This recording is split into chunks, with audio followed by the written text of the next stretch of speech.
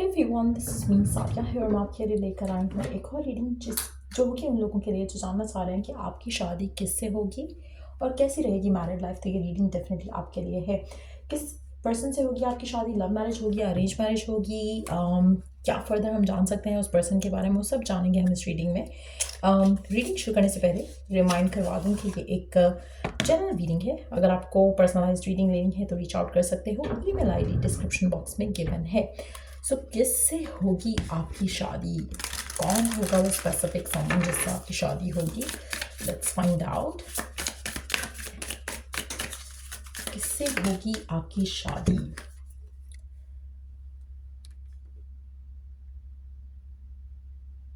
Page of pentacles, hierophant. अच्छा, आपकी शादी, आपका कनेक्शन काफ़ी ज़्यादा ट्रेडिशनल वे में होगी आपकी शादी। और ये पर्सन जो भी है, ऐसा लग रहा है कि ये पर्सन आपकी लाइफ में एक सेकेंड, ये पर्सन आपकी ज़िंदगी में बहुत ज़्यादा let's see some more cards. पहले नया पर्सन होगा, जो भी ये पर्सन है। मुझे नहीं लग रहा कि इस इंसान को आप पहले जानते हो। ऐसा लग रहा है कि पर्सन आपकी ज़िंदगी में जब आएगा तो बहुत ज़्यादा लॉयल्टी, फेथ के साथ आएगा और बहुत ज़्यादा एक एडवेंचरस नेचर होगा इस इंसान का।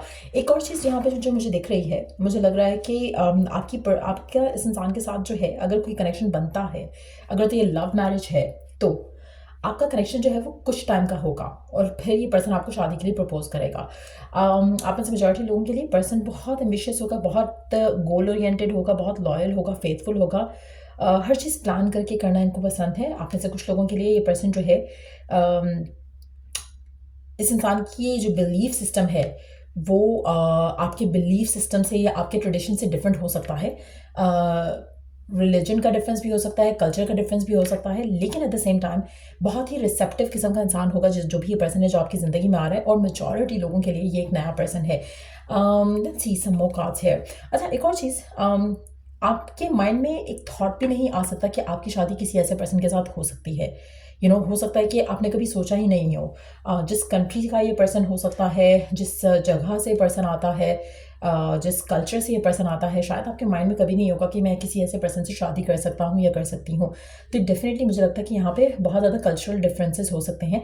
आप में से कुछ लोग जो आउट ऑफ कंट्री का अगर नहीं भी उनको लगता है कि पॉसिबिलिटी हो सकती है, तो विद इन द कंट्री ही किसी ऐसे रीजन का हो सकता है पर्सन जहाँ पे आपने कभी सोचा नहीं होगा कि मैं किसी ऐसे पर्सन से शादी कर सकता हूँ या कर सकती हूँ। पर्सन बहुत ज़्यादा जनरस किस्म का इंसान होगा, फाइनेंशियली बहुत सपोर्टिव रहेगा हमेशा, चाहे वो लड़का है या लड़की।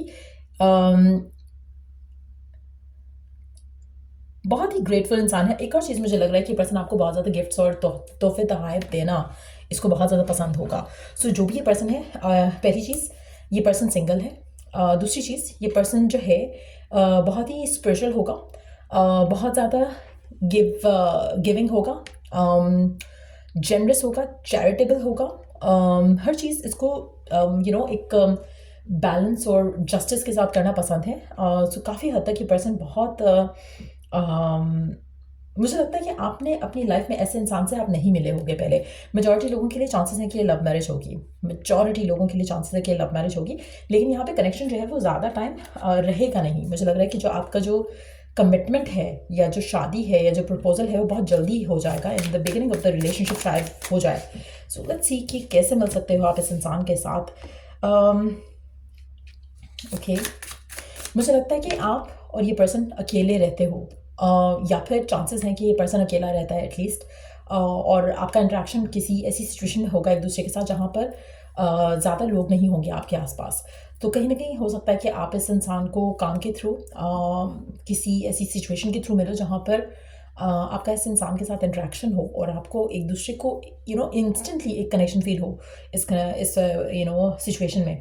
और कहीं ना कहीं आपकी मन में जो होप है वो अलाइव हो जाएगी फिर से। कहीं ना कहीं आपने होप लूज़ कर चुके हो सकते हो, या आपको लगता है कि पता नहीं आपको अच्छा पार्टनर नहीं मिल सकता, या रिश्तों के थ्रू अगर आप देख रहे हो तो आपको कभी कुछ सेटल्ड होता हुआ दिख नहीं रहा। तो मुझे लगता है कि उसके थ्रू आपको मिलेगा भी नहीं। ये पर्सन डायरेक्टली आपके साथ आपकी लाइफ में आएगा और मुझे लगता है कि आप अपनी लाइफ में बहुत ज़्यादा स्ट्रगल से डील कर रहे होगे जब ये पर्सन आपकी ज़िंदगी में एंटर होगा।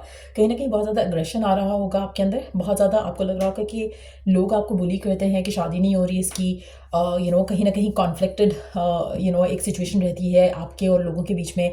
लोगों को लगता है कि आपके ड्रीम्स बहुत हाई हैं, आपकी एक्सपेक्टेशन बहुत हाई है और कुछ भी वर्कआउट नहीं हो पा रहा है आपकी लव लाइफ में। लेकिन जब ये पर्सन आएगा आपकी ज़िंदगी में, तो मुझे लगता है कि वही लोग जो बहुत आपको फ़ोर्स करना चाहते हैं कि शादी कर लो, किसी से भी कर लो, अब तो कोई भी चलेगा।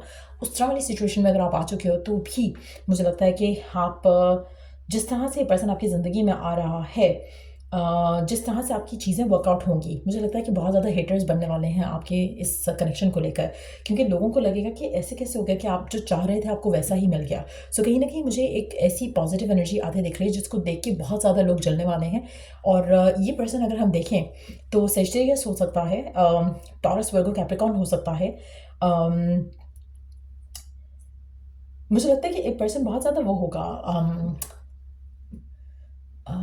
पैशनेट, इम्पल्सिव, कुछ चीज़ों को लेकर इमेच्योर होगा, हॉट टेम्पर्ड होगा। लेकिन at the same time when it comes to you and your connection, तो मुझे लग रहा है कि ये बहुत लविंग और जेनरस होगा with you, with the in regards to this connection. वो काफ़ी आपके लिए काफ़ी डिफरेंटली एक्ट करेंगे, बिहेव करेंगे। सो किससे हो रही है आपकी शादी, कैसे मुलाकात हो सकती है आपकी एक दूसरे के साथ, वो भी हम जान चुके हैं।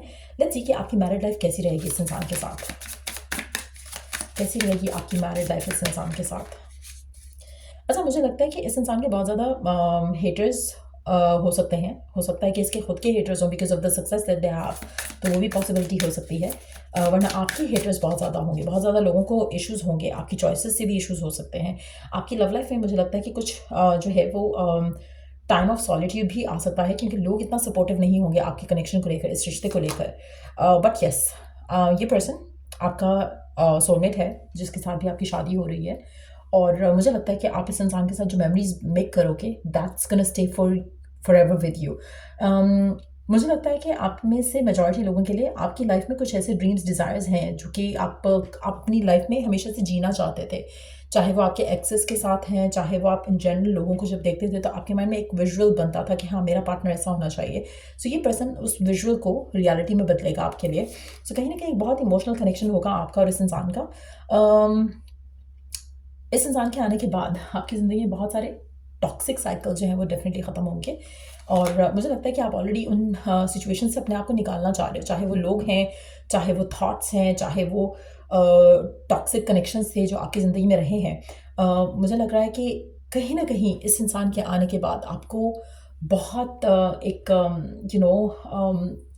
एक बहुत ही नाइस सी फीलिंग आएगी कि finally you have met the one वाली एनर्जी होगी। आपका रिलेशनशिप एक दूसरे के साथ बहुत ज़्यादा ब्लेसिंग्स से भरा हुआ रहेगा, क्योंकि कहीं ना कहीं आपको एक कंप्लीशन फील होगा।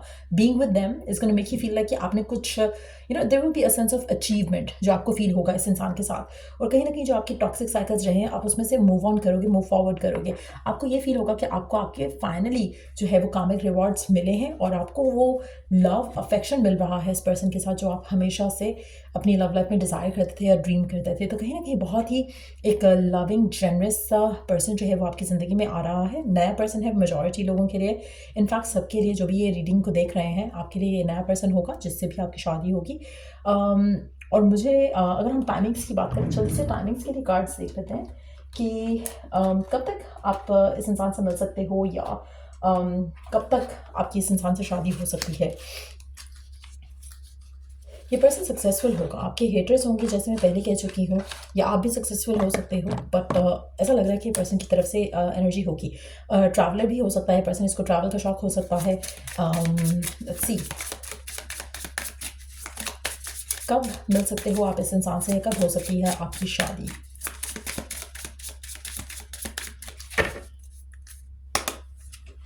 Next year looks promising. Number 45 significant हो सकता है, 45 साल का पर्सन हो सकता है, 9 महीने काफ़ी सिग्निफिकेंट हो सकते हैं अब से ऑनवर्ड्स।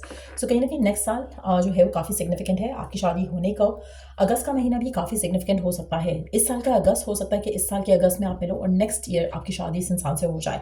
22 नंबर सिग्निफिकेंट हो सकता है, 22 डेज सिग्निफिकेंट हो सकते हैं, 22 मंथ सिग्निफिकेंट हो सकते हैं, 4 से 5 महीने काफ़ी सिग्निफिकेंट हो सकते हैं, बट येस मुझे लग रहा है मेजॉरिटी लोगों के लिए आपकी शादी इस इंसान के साथ नेक्स्ट ईयर में होने के काफ़ी ज़्यादा स्ट्रॉन्ग चांसेस हैं और बहुत ही एक ब्यूटीफुल कनेक्शन आपका रहेगा। अच्छा, अगर हम देखना चाहें कि ये पर्सन कहाँ से बिलोंग करता होगा या इसकी नेशनैलिटी क्या होगी या आप कहाँ ट्रैवल कर सकते होगे इन द फ्यूचर इस इंसान के साथ, तो उसके लिए कार्ड्स देख लेते हैं। Let me pick these cards आप ताकि हम कंट्रीज़ या सिटीज़ के लिए जगह बना सकें। लेट्स सी कौन सी कंट्री से या सिटी से बिलोंग कर सकता है ये पर्सन और कहाँ पे मुलाकात हो सकती है। यूके, बिग बैन, मुझे लगता है यूके काफ़ी सिग्निफिकेंट हो सकता है यूके बॉर्न हो, यूके की नेशनलिटी हो या आप इसके साथ यूके ट्रैवल कर जाओ। चाइना से बिलोंग कर सकता है, हो सकता है इसका बिजनेस या काम चाइना से हो कनेक्टेड।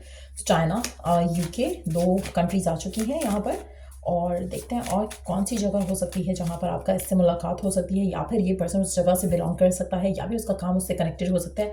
जापान, एक और देख लेते हैं and then we have New York.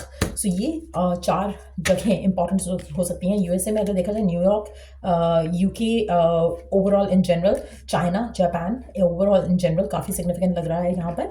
सो या ये रीडिंग आप लोगों की, अगर आपको इस रीडिंग से हेल्प मिला है, गाइडेंस मिला है, तो लाइक शेयर और सब्सक्राइब ज़रूर करो। Till I do the next reading, take care, bye.